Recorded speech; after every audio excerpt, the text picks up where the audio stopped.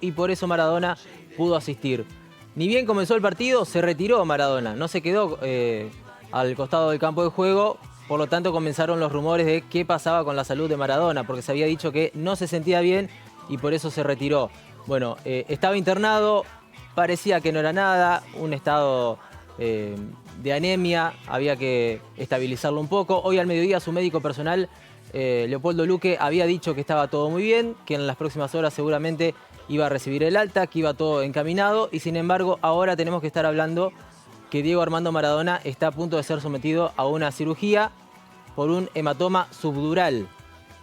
¿Sí? ¿De qué se trata esto? ¿Cuáles son los síntomas? ¿Por qué llegó Maradona a este estado? ¿Es grave? ¿No es tan grave? ¿Qué es lo que pasa con la salud de Diego Armando Maradona? Vamos a estar hablando con el doctor neurólogo Santiago Sanfilippo, que muy gentilmente nos atiende. Doctor, primero buenas noches, gracias por recibirnos. Y cuéntanos un poquito, primero, ¿de qué se trata? Cuando hablamos de hematoma subdural, ¿de qué estamos hablando? Buenas noches, ¿cómo está? ¿Qué tal? Encantado. Muy buenas noches para la gente de Paraná. Bueno, primero hay que referirse que tanto el cerebro como la médula están revestidos por una capa de protección que son las meninges. Las meninges están divididas en tres capas, una que está pegada al cerebro y una que está más cerca del cráneo, que es la dura madre. El aracnoides, pía madre, aracnoides y dura madre. Cuando se produce una pérdida de sangre, una colección de sangre en la zona entre el cráneo y la dura madre, estamos hablando de un hematoma subdural, por debajo de la dura madre. ¿Cuáles son las causas más frecuentes de este hematoma subdural? Las causas más frecuentes son los traumatismos, son los golpes en la cabeza, que suelen como producirse por accidente de tráfico o a veces por caídas que son muy simples y en las cuales incluso el paciente no le da ningún tipo de significación. En las personas de edad avanzada pueden haber sido pequeños traumatismos, pequeños golpes que, como dije recién, puede pasar inadvertido. También puede verse, es cierto, en pacientes que son alcohólicos o en personas que sufren frecuentes caídas. Y otra de las causas importantes también del hematoma subdural es cuando el paciente toma anticoagulantes, porque esto favorece el sangrado. Y luego aparecen hematomas espontáneos sin ninguna causa aparente. Digamos, esas son las causas de la colección de sangre dentro del cerebro. Y eso es lo que llamamos nosotros hematoma subdural. Doctor, y en estos momentos está por ser sometido a una cirugía. ¿De qué se trata justamente esta cirugía y la duración? Porque se habla de 2 o 3 horas, tiempos normales en una operación de esta índole, pero ¿qué tan grave puede llegar a ser y también de qué se trata, por supuesto, esta operación? Si es un hematoma, o sea, todo depende de la extensión del hematoma, ¿no?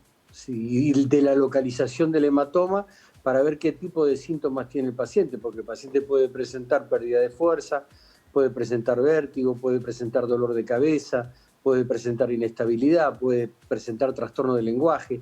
Todo depende del área donde esté el hematoma. Si el hematoma puede ser en forma aguda, con lo cual se produce un deterioro de la conciencia rápida, o puede ser en forma subaguda, donde puede llevar unos días o incluso algunas semanas en instaurarse, y el hematoma subdural crónico, donde pasa muchísimo tiempo. Evidentemente, esto habrá sido algún hematoma de tipo subdural agudo o subagudo, por lo menos, porque se habla también de que tuvo una caída.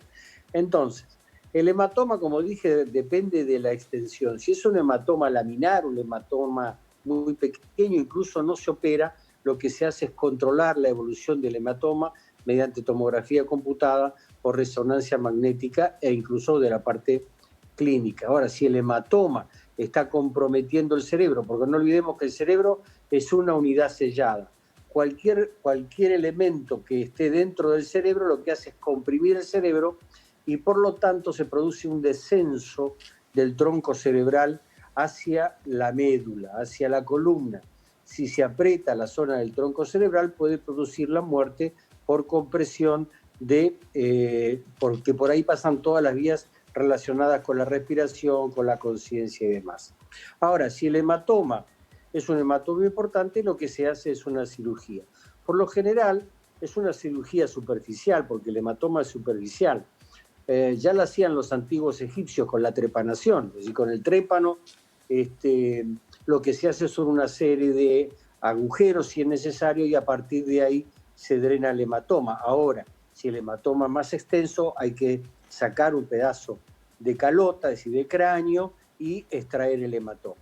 Por lo general, son operaciones que duran entre hora y media y 2 horas con muy buena recuperación de parte del paciente. O sea que teóricamente no es una operación, no es una cirugía de alto riesgo.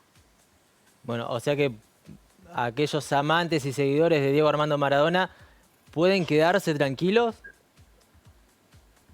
Yo creo que sí, digamos, el estado de él, bueno, sabemos que es un estado que clínicamente no es bueno porque tiene antecedentes de adicciones y demás, lo cual daña al cerebro objetivamente y produce lesiones cerebrales, con lo cual ya se encuentra con un cerebro que anteriormente está un poco dañado. Pero teóricamente, si no existe ninguna complicación en la cirugía de índole cardiológica, hemodinámica, no tendría por qué tener ningún problema y la recuperación tendría que ser rápida y volver al estado normal rápidamente. Así que deberíamos quedarnos más o menos tranquilos con respecto a la cirugía.